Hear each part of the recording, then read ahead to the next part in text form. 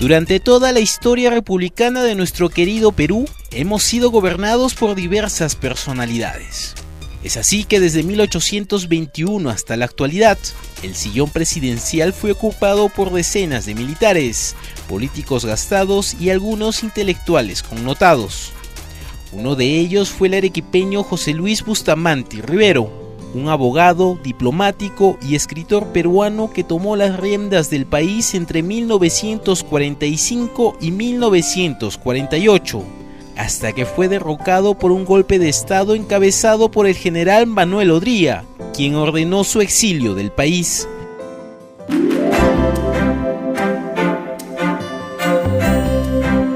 La historia de nuestro distinguido paisano comienza en esta casona ubicada en la intersección de las calles San José y Jerusalén, en pleno centro histórico de Arequipa, donde José Luis nació el 15 de enero de 1894, un lugar que ahora alberga algunas tiendas comerciales.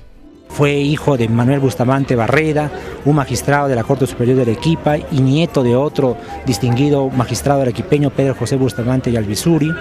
Se educó en el Colegio San José, fue un alumno excelencia, el chico 20, digo yo, ¿no?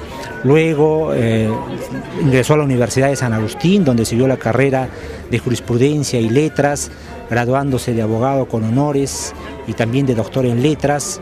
Enseñó en el Colegio Seminario de San Jerónimo y también en la Universidad Nacional de San Agustín, fue profesor de la Cátedra de Derecho Civil.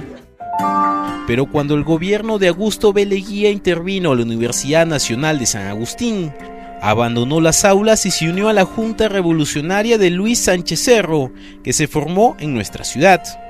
Y tras derrocar al presidente Leguía, desempeñó papeles diplomáticos en Uruguay y Bolivia, hasta que en 1945, luego del primer gobierno de Manuel Prado y Ugarteche, fue elegido como presidente de la República, proclamando la soberanía y jurisdicción del Perú sobre las 200 millas de mar territorial.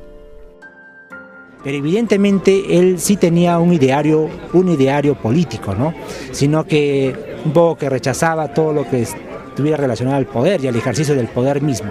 Sin embargo, el destino le brindó esa oportunidad, llegó a la presidencia el año 1900 en elecciones libres y donde recibió un amplio respaldo popular, no solamente del APRA, que lo catapultó, sino también de muchos independientes. Bueno, en fin, la carrera de Bustamante es prolífica, es amplia, es muy vasta, ¿no? Pero su principal legado creo que es su ejemplo, ¿no? Y sobre todo su legado como defensor de la democracia y de la legalidad.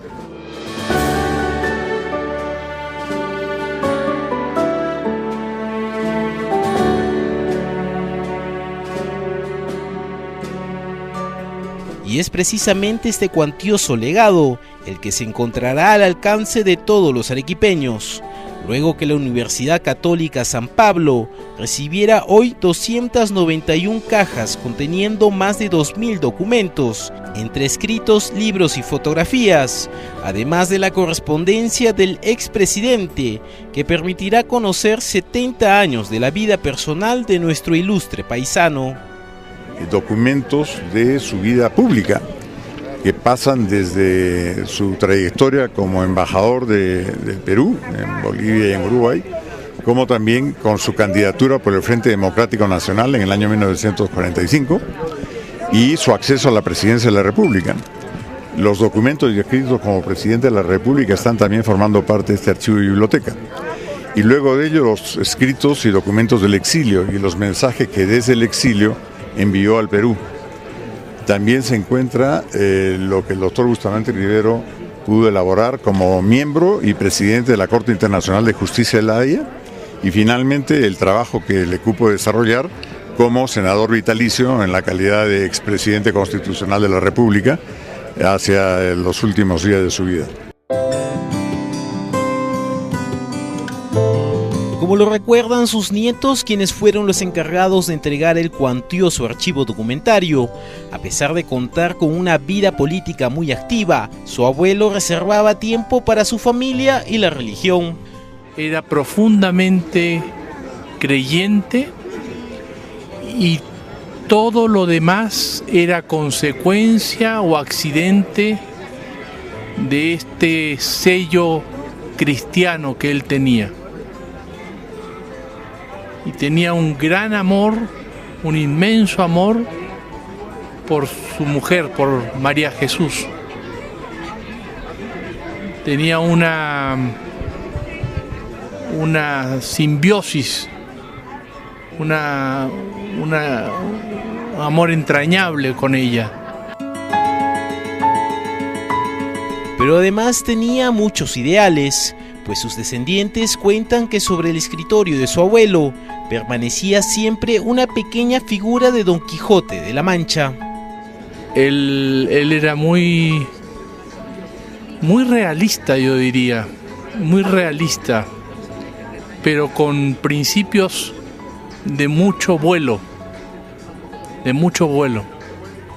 Y como le decía, él luchaba por la justicia, luchaba por el derecho. Una de las cosas que recuerdo con más gratitud de don José Luis Bustamante Rivero es esa facilidad que él tenía para tratar a todos de manera idéntica, sin importar las diferencias de edad, de posición económica y de antigüedad en su relación con él. Él trataba a todos con un respeto extraordinario. Y las veces en que acudía a él a pedirle consejo, siempre estaba dispuesto a darlo, y a darlo con toda amplitud. Es por estos valores que nuestro paisano es considerado un héroe civil. Porque en este país nuestro, los héroes generalmente son militares. Y no es que yo niegue que los militares sean héroes, todo lo contrario. Pero no son los únicos héroes. Hay ciudadanos que cumplen con todas las características de la heroicidad.